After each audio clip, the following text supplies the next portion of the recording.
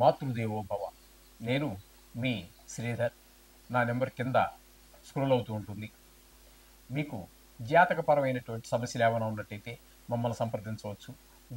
గోచార ఫలితాలు అయితే ఇప్పుడు చెప్తున్నాము. దీని గురించి అయితే ఎవరు ఫోన్ చేయవలసిన పని లేదండి. ఇందులోనే అన్ని రాసులు చెప్పుకోవడం జరుగుతుంది. వాటిలో చూసుకోండి. జాతకానికి మాత్రమైతేనే మాతో సంప్రదించండి.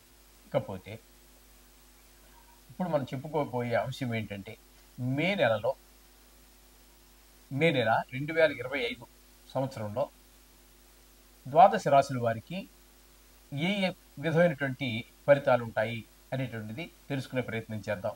అందులో భాగంగా మొట్టమొదట ఈ నవగ్రహాలు ఏ ఏ రాసుల్లో ఎక్కడ ఎన్నేసి రోజులు సంచరిస్తున్నాయి, వాటి వల్ల కలిగేటువంటి ఫలితం ఏంటనేది తెలుసుకునే ప్రయత్నం చేద్దాం.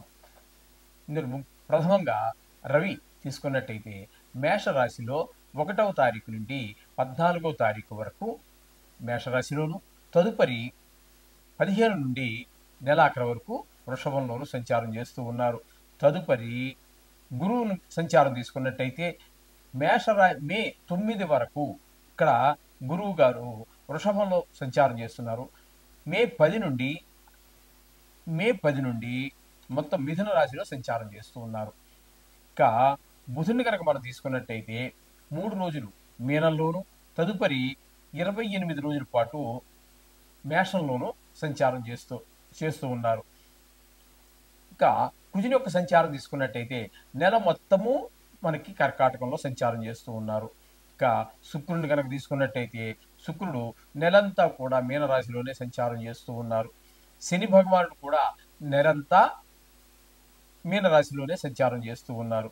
రాహువును తీసుకున్నట్టయితే రాహు సంచారం 1వ తారీఖు నుండి 16వ తారీఖు వరకు మీనరాశిలోను, తదుపరి వక్రగతి కారణంగా కుంభంలోనికి అంటే వెనక్కి వస్తున్నారు.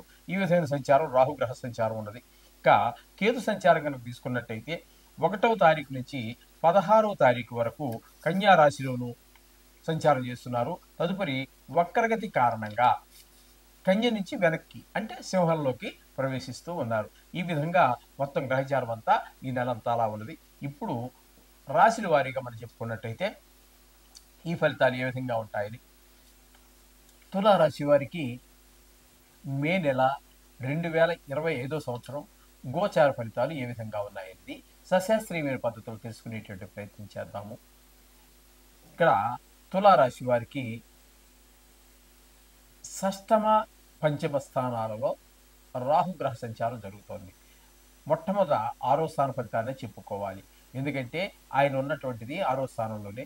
తదుపరి ఆయన చలనం 16వ తారీఖు నుంచి మళ్ళీ పంచమ స్థానంలో, ఎందుకంటే వక్రగతి కారణంగా అక్కడ జరుగుతున్నది కాబట్టి తర్వాతనే చెప్పుకోవాల్సి ఉంటుంది పంచమ స్థాన ఫలితాన్ని. ఇక్కడ మనకి 6వ స్థానంలో అంటే మేనంలో ఉన్నటువంటి 15 రోజులు కూడా మంచి శుభప్రదమైనటువంటి ఫలితాలన్నీ ఉంటాయి. ఆరోగ్యం బాగుంటుంది. అప్పులు విప్పులు ఏమైనా ఉంటే తీర్చేయగలుగుతాము. మనకి ఇవ్వవలసిన వాళ్ళు ఎవరైనా ఉంటే వాళ్ళు తీర్చేస్తారు. లేదా మనం కొత్తగా రుణం చేయాలనుకుంటున్నాము ఏదో శుభప్రదమైనటువంటి కార్యక్రమానికి, పిల్లల పెళ్లికో, లేకపోతే గృహ ప్రవేశానికో, ఇల్లు కొనుక్కోవటానికో, లేకపోతే స్థలం కొనుక్కోవటానికో, కారు కొనుక్కోవటానికో, ఓ మంచి పని నిమిత్తం మనం రుణాలు చేయాలని ప్రయత్నం చేస్తున్నాం. ఆ ప్రయత్నంలో సఫలీకృతం అవుతాము. తప్పకుండా ఆ పని కూడా నెరవేరుతుంది. ఈ విధమైన పరిస్థితులన్నీ కూడా 6వ స్థానంలో ఉన్నటువంటి రాహు 16వ తారీఖు వరకు మనకి ఆ పనులు పూర్తి చేస్తారు. తదుపరి ఆయన పంచమ స్థానంలోకి వస్తున్నారు. పంచమ స్థానంలోకి వచ్చాక ఆయన శుభప్రదమైన ఫలితాలు ఇవ్వజాలరు. ముఖ్యంగా పిల్లల మీద, చదువు మీద, ఆరోగ్యం మీద, వీటిలో చదువులో వెనకబడటము, ఇట్లాంటి విషయాల మీద అన్నింటిలో కూడా ఇప్పుడు మనం చెప్పుకున్న విషయాలన్నింటిలో కూడా వెనకబడటం జరుగుతూ ఉంటుంది. కొన్ని దెబ్బలు తగిలించుకోవడం లాంటివి కూడా జరిగే అవకాశం ఇక్కడ మనకి 5వ స్థానంలో జరగడం పిల్లల మీద ప్రభావం చూపిస్తుంది, చెడు ప్రభావాన్ని చూపిస్తుంది. ఈ విధంగా రాహుగ్రహం యొక్క సంచార ఫలితాలు ఉంటాయి. ఇకపోతే షష్టమంలోనే 6వ స్థానంలోనే శని భగవాన్ యొక్క సంచారం అంతా జరుగుతోంది. అద్భుతమైనటువంటి ఫలితాలన్నీ కూడా ఈ శని భగవానుడు ఈ నెల రోజులు ఏంటంటే ఇప్పుడు మనం మాస ఫలితాలు చెప్పుకుంటున్నాము కాబట్టి, కాకపోతే ఇక్కడ 2.5 సంవత్సరాలు ఆయన ఉండడం జరుగుతుంది కాబట్టి అదంతా కూడా మంచి పీరియడ్. మొత్తం మీద తులారాశి వారికి 2.5 సంవత్సరాలు శని భగవాన్ అనుకూలుడే, అందులో సందేహమే లేదు.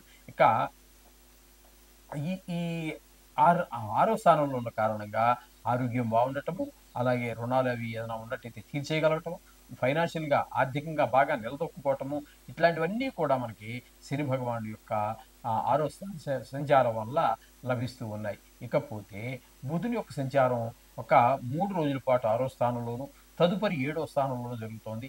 ఈ 2 స్థానాలలోనూ కూడా 3 రోజులు పెద్ద లెక్క పరిగణలో తీసుకోవాల్సిన పని లేదు, కానీ చెప్పుకోవాలంటే చెప్పుకోవాలి. అంచేత 6, 7 స్థానాలలో బుధుడి యొక్క పరిపూర్ణమైనటువంటి అనుగ్రహం మనకి ఈ తులారాశి వారి మీద కనబడుతున్నది.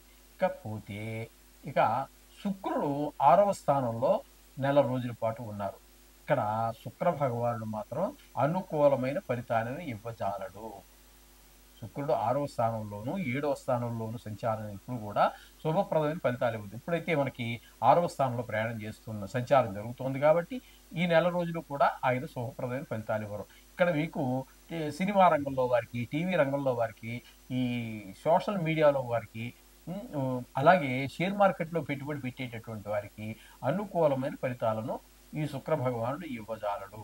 అంచేత షేర్ మార్కెట్లో పెట్టుబడి పెట్టేవాళ్ళు కొంచెం చాలా జాగ్రత్తగా ఆలోచించండి. ఈ నెల రోజులు ఊరుకోవటమే మంచిది. తదుపరి 7లోకి వచ్చాక కూడా అంత అనుకూలమైన ఫలితాలు ఉండవు, కానీ అప్పుడు ఫలితాలను బట్టి అప్పుడు చెప్పుకుందాము. ఇప్పుడు ఈ నెల రోజులు షేర్ మార్కెట్లో దాని దగ్గరికి వెళ్లకుండా ఉంటేనే మంచిదని నా అభిప్రాయము. నా అభిప్రాయం కాదు, శాస్త్రకారుల అభిప్రాయం కూడా ఈ విధంగానే ఉన్నది. అలాగే కళాకారులకి ఎవరికి కూడా కొంత అనుకూలమైన కాలము కాదు. టీవీ రంగంలో వారికి, ఈ సోషల్ మీడియా వారికి, సినిమా రంగంలో వారికి కూడా మంచి ఫలితాలు అయితే రావండి. ఇక్కడ ఈ విధమైన ఫలితాలని ఎదుర్కోవచ్చు. ఇకపోతే రవి యొక్క సంచారం 7, 8 స్థానాల్లో సంచారం జరుగుతోంది.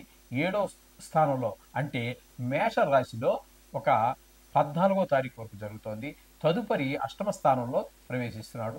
ఇక్కడ 7వ స్థానంలో ఉన్నప్పుడు కుటుంబ మధ్యలో చికాకులు, అలాగే వ్యాపారం కలిసి 2, 3 కలిసి చేసేటటువంటి వ్యాపారం ఏదైతే ఉందో జాయింట్ వ్యాపారం చేసే వారికి కూడా ఆ వ్యాపారంలో ఇబ్బందులన్నీ ఉండేటువంటి అవకాశం ఉన్నది. అలాగే 8వ స్థానంలోకి వచ్చాక మరీ కొంచెం చెడు వార్తలు వినటము, కొంతమంది దూర బంధువులు, మిత్రులు హఠాన్ మరణాలు పాలవటము, ఇట్లాంటివన్నీ కూడా మనకి కనబడుతుంది. ధన నష్టం జరుగుతూ ఉంటుంది. కొన్ని సందర్భాల్లో అవమానాలు పొందవలసినటువంటి పరిస్థితులు కూడా ఏర్పడుతూ ఉంటాయి.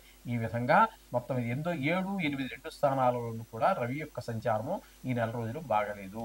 తదుపరి ఈ 8వ స్థానంలో గురువు యొక్క సంచారం 9వ తారీఖు వరకు జరుగుతోందండి. ఈ 9వ తారీఖు వరకు అష్టమ స్థానంలో గురు బలం లేనట్లే లెక్క. అది అనుకూలమైన ఫలితాలను ఇవ్వజాలదు. అక్కడ కూడా కొన్ని దుర్వార్తలు వినటము, ఇందులోన పెట్టుబడి పెట్టి ఉన్నట్టయితే నష్టాలు రావటం ఇలాంటివన్నీ జరుగుతూ ఉంటాయి. తదుపరి అంటే 10వ తారీఖు నుంచి నెలంతా కూడా గురువు భాగ్యస్థానంలో సంచారం చేస్తూ ఉన్నారు. నిజానికి చెప్పాలంటే ఈ ఈ నెలంతానే కాదండి, సంవత్సరం పాటు ఇంచుమించుగా అక్కడే ఉంటారు వారు.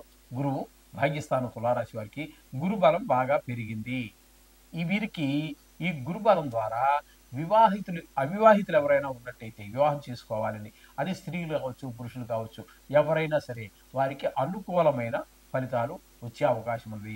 పిల్లవాడికి పిల్ల నచ్చిందని చెప్పటమో, లేకపోతే పిల్లాడు నచ్చాడని చెప్పి వాళ్ళ అంగీకారం తెలియజేయటము, తాంబూలాలు పుచ్చుకోవటం, వివాహం అయిపోవటం, ఇట్లాంటివన్నీ జరిగే అవకాశం మనకి వివాహ విషయంలోనూ, అలాగే మిగతా మంచి సౌఖ్యం, అన్ని సుఖాలు అనిపించడానికి కూడా ఈ గురువు చాలా సహాయ సహకారాలు అందజేస్తూ ఉంటారు ఈ తులారాశి వారికి. తదుపరి 10వ స్థానంలో కుజుని యొక్క సంచారం జరుగుతోంది.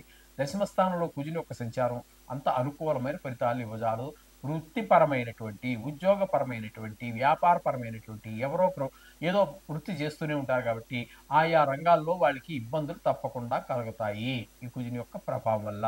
ఇకపోతే కేతు యొక్క సంచారం చెప్పుకోవాలంటే వ్యయస్థానంలో ఒక 16 రోజులు, తదుపరి ఒక 15 రోజులు ఏకాదశి స్థానంలోనూ సంచారం చేస్తూ ఉన్నారు. వ్యయస్థానం అంటే ఇక్కడ మీకు కన్యారాశి.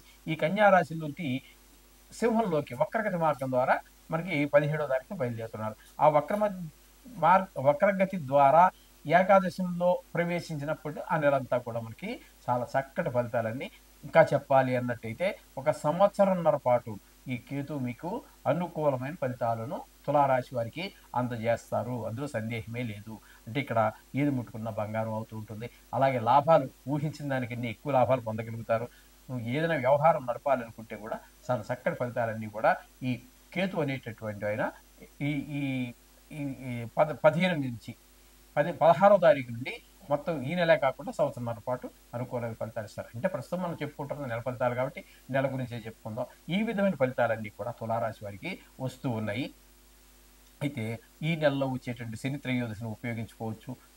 ఎవరికైనా బాగలేని వాళ్ళు ఉన్నట్టయితే శని ఈ తులారాశి వారికి బానే ఉంది కాబట్టి అంతా శని ఏమైనప్పటికీ కూడా రోజు దేవుని ప్రార్థించడం అనేది, నవగ్రహాలను ప్రార్థించుకోవడం అనేది చాలా అవసరము. ఆ విధంగా చేసినట్టయితే మీకు చాలా మంచి శుభాలన్నీ కూడా చేకూరుతాయి.